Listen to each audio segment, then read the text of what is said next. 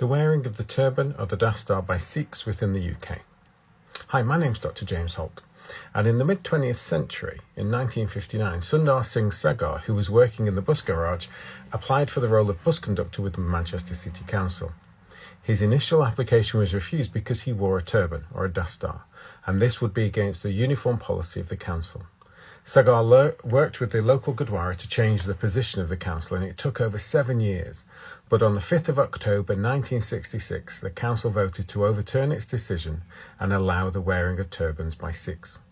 By that point, Sagar was too old for the position, and in 1967, his nephew, Mukhtar Singh Pardesi, became the first turban bus conductor in Manchester. At the same time as Pardesi took up his role, Tarsum Singh Sandhu in Wolverhampton was sacked as a bus driver. Previously, he'd been clean-shaven, but had returned to work after a period of ill health. This led to marches and the division of the local community. Gurharpal Singh and Darshan Singh Tatler note that one letter to a Wolverhampton newspaper suggested that it was time they, the Sikhs, realised this is England, not India. After a threat of an elderly Sikh to immolate himself, the Indian High Commissioner Shanti Sarup Dhawan became involved and made this a transnational issue that would have implications beyond Britain. On the 9th of April 1969, the Wolverhampton Council reversed its decision and allowed the wearing of the dastar. This wasn't the only kind of clash with law, if you like. The Road Traffic Act of 1972 made it a requirement that people riding a motorbike wear a crash helmet. Due to come into force on the 1st of June 1973, all efforts to gain an exemption for Sikhs wearing turbans or dastars were rebuffed.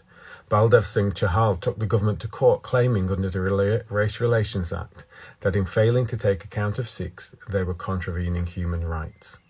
The initial appeal failed, reasoning that no one is being forced to ride a motorbike, and the issue at hand was that if a Sikh wanted to ride a motorbike, they were being prevented by their religion and not by law. This led to further discussion around issues of safety and the freedom of religion. The debate led to an amendment to the Road Traffic Act in 1976 that exempted a Sikh while wearing a dastar from the requirement of wearing a helmet. Some saw this campaign to be symbolic due to the fact that there were few Sikh motorcyclists, but it was an important step in recognising the rights of Sikhs to practice their religion.